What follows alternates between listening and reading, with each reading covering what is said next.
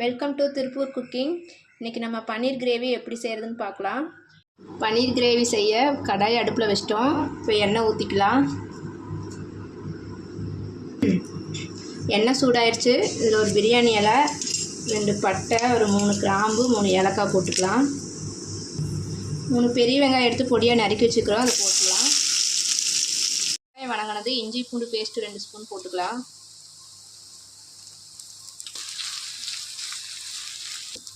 3 தக்காளி எடுத்து அரைச்சி வச்சிட்டோம், அதையும் ஊற்றிக்கலாம். இப்போ கரம் மசாலா 1/2 டீஸ்பூன் போட்டுக்கலாம். மல்லித்தூள் 1/2 டீஸ்பூன் போட்டுக்கலாம். மஞ்சத்தூள் கொஞ்சம் போட்டுக்கலாம்.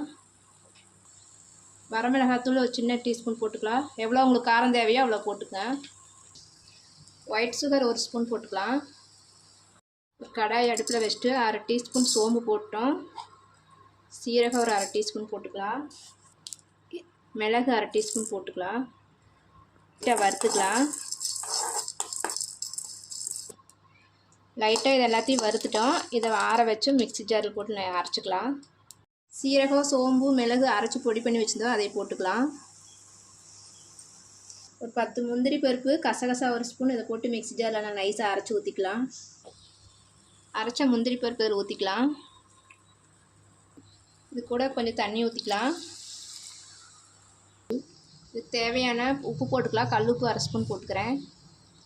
இப்போ நம்ம போட்ட மசாலா எல்லாம் கொதிச்சிருச்சு. இப்போ பன்னீர் 200 கிராம் எடுத்திருக்கேன், அதை இதில் போட்டுக்கலாம். பன்னீர் கிரேவி இப்போ ரெடி ஆயிடுச்சு. அது மேலே சிறு மல்லித்தலை போட்டுக்கலாம். பன்னீர் கிரேவி இப்போ ரெடி ஆயிடுச்சு. இது சப்பாத்தி, பூரி, இட்லி, தோசை, ஒயிட் ரைஸ் எல்லாத்துக்குமே நல்லாயிருக்கும். இந்த வீடியோ உங்களுக்கு பிடிச்சிருந்தா லைக் பண்ணுங்கள், ஷேர் பண்ணுங்கள், சப்ஸ்கிரைப் பண்ணுங்கள். தேங்க்யூ.